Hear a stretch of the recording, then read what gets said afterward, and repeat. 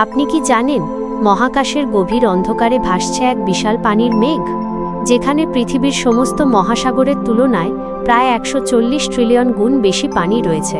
এটি কোনো science fiction নয়, বরং মহাকাশের এক অবিশ্বাস্য বাস্তবতা।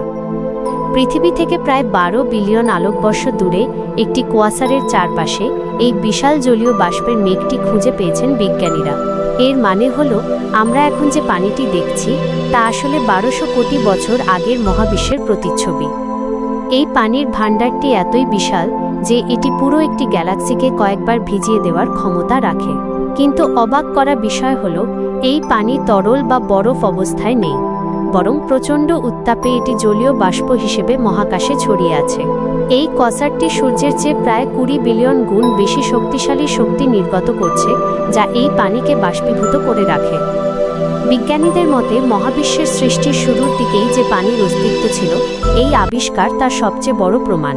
এটি আমাদের ধারণা বদলে দিয়েছে যে পানি কেবল আমাদের পৃথিবীতেই নয়, বরং মহাবিশ্বের জন্মলগ্ন থেকেই সর্বত্র ছড়িয়েছিল। আপনার কি মনে হয় মহাবিশ্বের অন্য কোনো প্রান্তে কি এই পানির সাহায্যেই গড়ে উঠেছে প্রাণের অস্তিত্ব, নাকি আমরাই এই বিশাল মহাকাশে একা? কমেন্টে আপনার মূল্যবান মতামত জানান। আর এরকম মহাজাগতিক রহস্য জানতে ফলো এবং সাবস্ক্রাইব করে সাথেই থাকুন।